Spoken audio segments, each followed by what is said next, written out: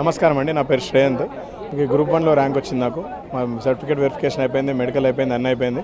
అంతా అయిపోయాక మేము 2018లో నాకు గ్రాడ్యుయేషన్ అయిపోయిందండి. అప్పటి చదువుకుంటూ వచ్చినాం. మొన్న పెట్టిన లాస్ట్ సెట్లో కూడా నాకు స్టేట్లో 160 ర్యాంక్ వచ్చింది. 5 ఏళ్ళ 2022లో వచ్చిన నోటిఫికేషన్ 4 ఏళ్ళ నుంచి రాసుకుంటూ వస్తున్నాం. ఇప్పుడు అంతా అయిపోయాక కుస్సకు అయిపోయింది, అపాయింట్మెంట్ జాయిన్ అవుతామని మా తల్లిదండ్రులు మేము అందరం సంతోషపడే లోపే ఈ బురద జల్లే ప్రాసెస్ ఏదైతే ఉందో, ఇలా అలిగేషన్ వేసి డిఫేమ్ చేసే పద్ధతి ఏదైతే ఉందో, politicisation of group 1 which is happening is very ridiculous, very irresponsible అండి. ఇట్లా 5 కోట్లు 3 కోట్లు తీసుకున్నారని చెప్పడం మాత్రం ఇది చాలా బాధాకరము.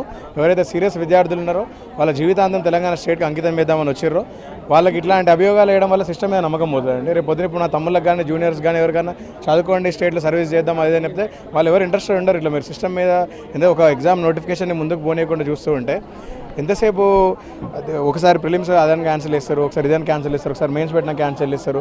మళ్ళీ రాస్తామండి, ఎన్నిసార్లు కావాలంటే అన్నిసార్లు రాస్తాం. ఇట్లా రాసుకుంటూనే ఉందాం మా జీవితాంతం.